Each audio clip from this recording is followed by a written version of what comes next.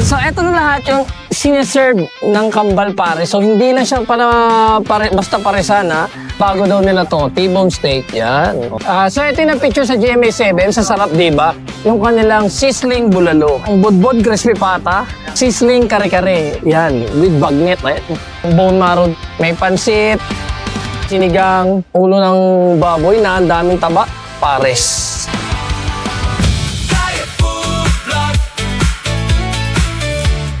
Food vlog.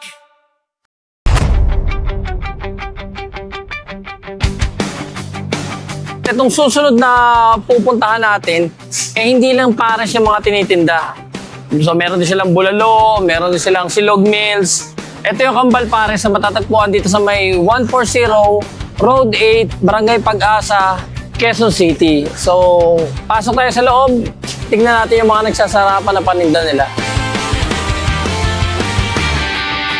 Ako nga pala si Arnold Binuya na may-ari ng Kambal Pares Overload.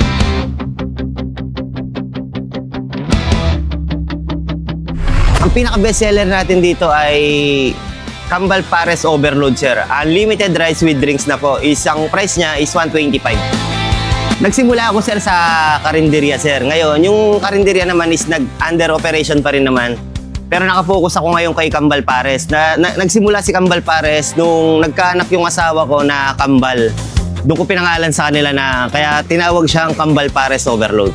Nagsimula kami kay Kambal Pares siguro worth 10,000. Sa Pares kami nagsimula bago sumunod yung mga short order. Ang pagnegosyo sa simula, sobrang hirap talaga. Alos nung dumating yung time na alos di ako natutulog, madaling araw pa lang, nakikipagsapalaran ako sa Balintawak. Tapos pagdating sa store, ako pa magluluto. Yun ang pinaka-mahirap na ginawa ko na halos wala talagang tulog, 24/7. Siguro ang masasabi ko kung ano yung sikreto ni Kambal Pares, sir. Kasi ang Kapampangan, sir, hindi pumapayag ng hindi masarap ang luto nila eh. Talagang binubusisi namin ang luto namin bago namin i-serve sa customer. Time na parang gusto kong sumuko, yung parang sunod-sunod yung bagyo, tapos ang konti ng customer, parang sabi ko, ganito ba ang negosyo? Pero sabi ko, kaya pa to. Kaya pinagpatuloy ko. Ang payo ko dun sa mga nagninegosyo na tulad ko, yung mga parang gusto nang sumuko, huwag niyong sukuhan yung pangarap nyo. Mas lalo kayong maganahan pag nakikita nyo mga customer na sarap sila sa mga luto nyo. Mas gaganahan kayo dun sa service na ibibigay nyo sa kanila. Ang murang paninda namin is lugaw, sir. Ang plain natin is 25 pesos. Ang kadalasang customer namin, sir, is mga taga-solar and call center. Pwede pala kayo mag-order kay Kambal Pares sa Facebook account namin, Kambal Pares. Sa lahat ng hindi pa nakakapunta at nagpunta na dito kay Kambal Pares, tara, sugod na kayo dito kay Kambal Pares Overload, Manyaman, Kenny. Tara mga ko, Kenny King Kambal Pares Overload, Kenny King 140 Road 8, Barangay Bagong Pag-asa, Quezon City. From Monday to Sunday po, 24 hours po tayo. So, eto na lahat yung sineserve ng Kambal Pares. So, hindi lang siya basta paresan, ha? So, meron silang dito sinigang, ayan o, na ulo ng baboy na ang daming taba. O, meron silang bone marrow dito. May pansit. May T-bone steak. O, isa sa mga bago daw nila to, T-bone steak. Yan. O. So, ito yung picture sa GMA7. Sa sarap, diba? Yung kanilang sizzling bulalo. Tapos meron sila dito ang budbod crispy pata. So meron silang sizzling kare-kare. Yan, with bagnet. So ito na lahat yung ipatitikim sa atin ng Kambal Pares. Siguro mga 100 na menu yung kanilang ino-offer dito. So akala natin simpleng paresan lang, pero hindi pala. Parang one-stop shop na lahat nandito na. So ito, tikman na natin tong kanilang Pares. Yan. So yung Pares nila nag-i-start sa 125 pesos. Meron siyang Pares, pero walang bone marrow Yung plain lang na Pares lang siya. Tapos unlimited rice. Saka may isang soft drinks. Either orange or lemon. Oh, first bite. Para sa inyo.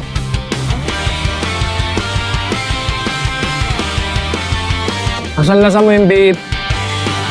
Oh, para sa mga mahilig sa bone marrow. Ito.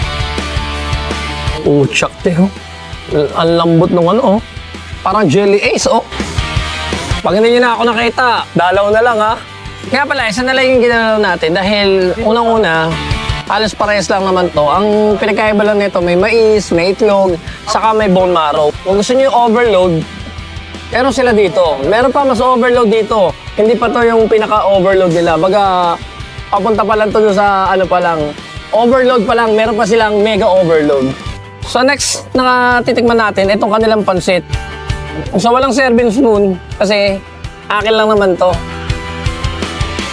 Pag pupunta kayo sa Kambal Pares, orderin nyo tong pansit bihon. Ako nagsasabi sa inyo, panalo to. So yung next natin titikman, itong kanilang bago sa menu nila, sizzling kare-kare. So meron siyang pechay, meron siyang bagnet, talong, saka sitaw. Tapos yung kanilang kare-kare sauce, saka yung homemade bagong. So tikman natin to sauce. Ito kasi talaga, yung nagdadala sa kare-kare. Kung mapinat ba siya. So ito yun. Ganito yung mga masarap na kare-kare na kahit hindi mo na siya lagyan ng bagong, talagang panalo. Lagyan natin ng gulay, yung bagnet.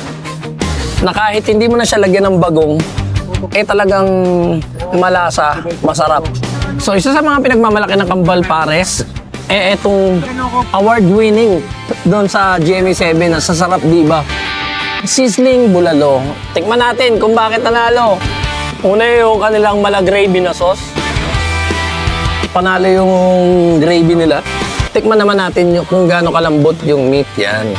Sobrang lambot. Bago siya sa rice, ito isa din sa mga bago sa mga menu nila. Itong kanilang T-bone steak. Yan na with sunny side up egg. Yan. Tikman natin yung gravy.